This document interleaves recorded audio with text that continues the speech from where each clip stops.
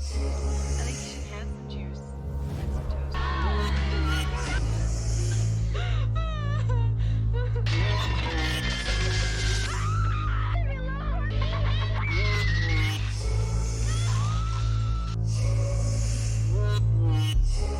上一个影片《这一晚会大屠杀3》发布后，很多小伙伴在问1和2在哪里？这不就来了吗？今天艾伦的全网首发，带来一部美国 B 级抗战片《这一晚会大屠杀2》。老规矩，无肉自翻，能不能在公屏上给我来一个保护？想要弄，我们这就开始。镜头缓缓地划过一个女孩的身体，皮肤 Q 弹可破。小尼就是在做梦，还在笑，妥妥的梦中情人小强，赤裸上身，再打橄榄球，慢动作很是哇塞。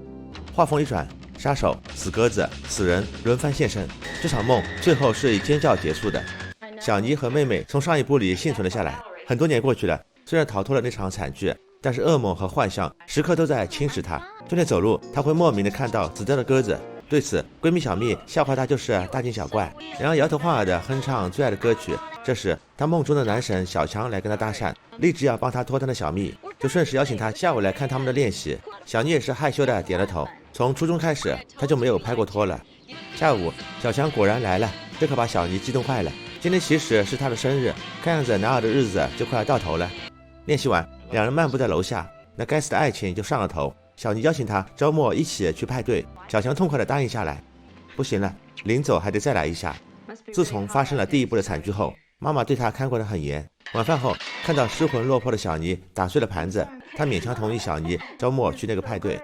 小妮迫不及待地把这个好消息告诉了小强，周末快点来吧，他都等不及了。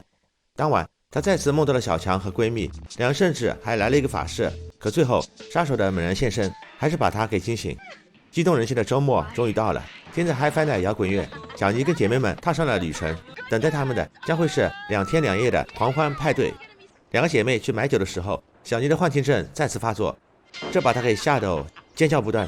回过神来，窗外什么都没有。派对的地点是闺蜜小丽家位于郊区的老房子，在快要卖掉之前，她们可以在这里玩个痛快。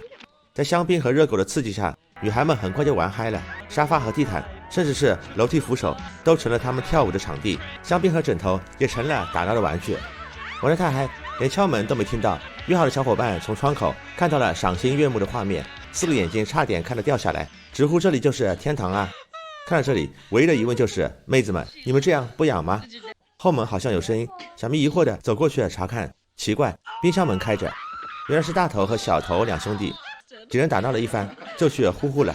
隔壁的大头和小蜜也没把他们当外人啊，玩的那叫一个嗨。好不容易合上眼睛，哟，是小强。再一看，好家伙，变成了那个朋克杀手。他想跑，却怎么也摆脱不了。第二天早上，他醒来的时候，发现自己睡在了厨房的地板上。泳池边，他把昨晚的梦告诉了小蜜，他坚持认为那一定都是真的。杀手似乎升级了，钻进了他的梦里。小蜜也不知怎么安慰他。I think you should have some juice and some toast, and you'll feel a lot better after you eat something. 他被折磨的头疼死了。小偷说有办法可以帮他，没想到办法就是直接扔到泳池里。这下要了命了，杀手再次钻进了脑海，举着那把电钻吉他就要捅上来。大头急忙跳下水把他救了上来，好险没被淹死。大家伙都没当回事，知道他偶尔会脑子瓦特。午饭时，更诡异的事儿来了，明明刚才做的牛肉汉堡，一眨眼变成了血淋淋的人手汉堡。再一看，啥都没有，好像灵魂杀手就连平时也能左右他的思想了。下午排练继续，不得不说，还真有那么一点摇滚范。要不是考虑到影片后面会大裁员，不然真推荐你们去报名美国达人。这还远远不够，比基尼洗车，抱着男神照片流哈喇子，泳池边的连抽带啃，该有的复古味道一个都不少。好事不过3秒，去冰箱拿牛奶的时候，一只光鸡活了过来，吐着恶心的黑血。尖叫引来了同伴们，可是地上的那个鸡就连包装还在。这些连续的见鬼搞得小妮都快崩溃了。小蜜说或许是昨晚的宿醉还没醒吧，就劝她去洗个澡放松一下。本片的第一个洗拜拜时间到，就如同梦里看到的一样，泡泡里涌出了股股鲜血，在龙头的持续喷涌下，血水都溢到了外面。就算逃到了门口，血水还是流个不停。不用说，这一切小梅是看不到的，但小妮眼中的小梅却是这样的，前方高能，胆小慎入。Go get some more Oxytan. 他狂叫跑下楼，小强刚刚才到，小伙伴们不乐意了，都在埋怨是小妮毁了这个周末。不是咋咋呼呼，就是大呼小叫的。唯一令人奇怪的是，小梅不见了，小强是唯一相信她的人，马上去打911，喊来了警察。然后就搞笑了，就在警员询问的时候，小梅走了进来，她只不过去了一趟小卖部，警员感觉遭了戏弄，丢下了狠话，气呼呼的走了。小伙伴们也都见怪不怪了，只有小强是个暖男，还给他准备了生日蛋糕。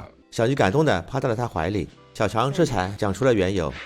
当年那件惨案里，他的父母双亡，就是小妮姐妹俩帮他干掉了凶手，报了杀亲大仇，感情小强是来报恩的呀。这不就结了吗？水到渠成，气氛刚刚好。接下来的画面就和他梦里的一般无二，绵绵温情里，灵魂吉他手又来捣乱了。这次更过分，就当着小妮的面捅了小强一个晶晶亮透心凉。小妮大喊这都是梦，不是真的。杀手哈哈大笑，扯下了小强的手臂，砸到了蛋糕上面。小妮大呼小叫的跑到楼下，杀手竟然跟了下来。更为恐怖的是，这下连小伙伴都能看到他。眼看小妮梦里的杀手真的有，所有人都是目瞪口呆，房子里顿时尖叫声此起彼伏。大家伙都跑了，只有小梅腿都吓软了，被杀手逼到角落，电钻吉他把小梅和电话串在了一起。所有人都跑到了外面，出门时太急，车钥匙没有拿，没有车子是走不到最近的小镇。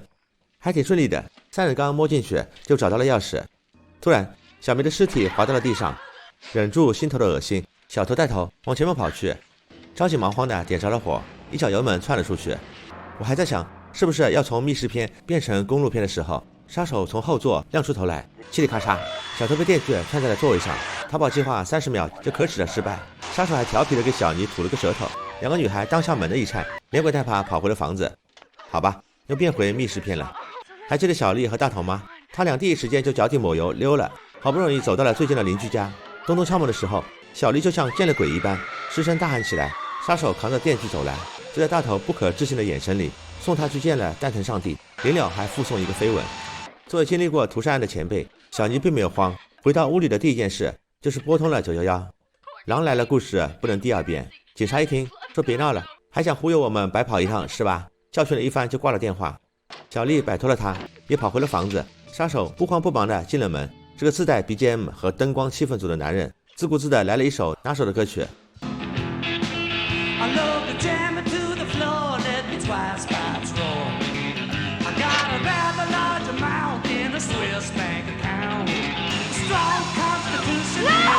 怎么样？作为整个系列最牛掰的一幕，带感不？差点都让人忘了这是一部恐怖片了。不过人家可没忘，在嗨爆的摇滚结尾，小丽与民当场，曲终人散。还没等2人缓一缓呢，电锯就破门而入，接连捅了好几个窟窿。眼看门是挡不了了，接着跑吧。配合带感的背景乐，屋顶上的夺命狂奔，吉他杀手的步步紧逼，皮衣皮裤配上亮瞎眼的电吉他，堪称杀手界的爱马仕。2人好险来到了地面，可惜转角等到爱，杀手早就等在那里。小梅脸上挂了彩，接着跑路。杀手换了一张碟，不紧不慢地跟上。2个女孩就像个没头苍蝇般在工地里乱窜。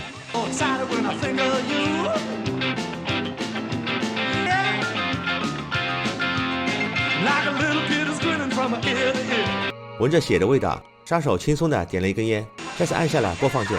小迷脚下一滑掉了下去，还好小妮抓了他的手腕，可惜杀手从后面袭来，一松手，小迷掉了下去，扑通。第一部还有个妹妹一起，这一部就剩下小妮一个人了。回想起姐妹们的惨死，小妮已经跑不动了，也不想跑了，但是导演说你得跑啊。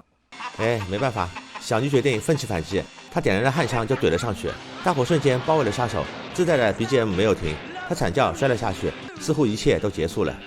天亮了，警察们来到现场，抬出了嗝屁的小蜜。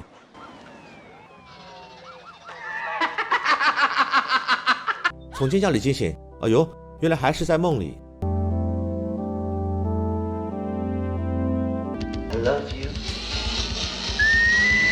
再次醒来，已经是在精神病院了。电钻还是不肯放过他，伴随刺耳的尖叫和轰鸣。汉子顶就搜，这是一部正统的续集，剧情紧跟上一部，不过杀手变成了朋克风的怪异吉他手，边弹边唱，还边取人性命。这明显是受了当时大热的猛鬼街的影响，在模糊的现实和梦魇里完成杀戮。结尾的3连环收得不错，这个场景他早就梦到了妹妹在病房里的遭遇。1张票钱还附送了2场朋克风的摇滚杀人 MV， 值了。我是艾伦，一个偏爱经典恐怖电影的朋克风阿婆。汉子，我是雷哥的门单位。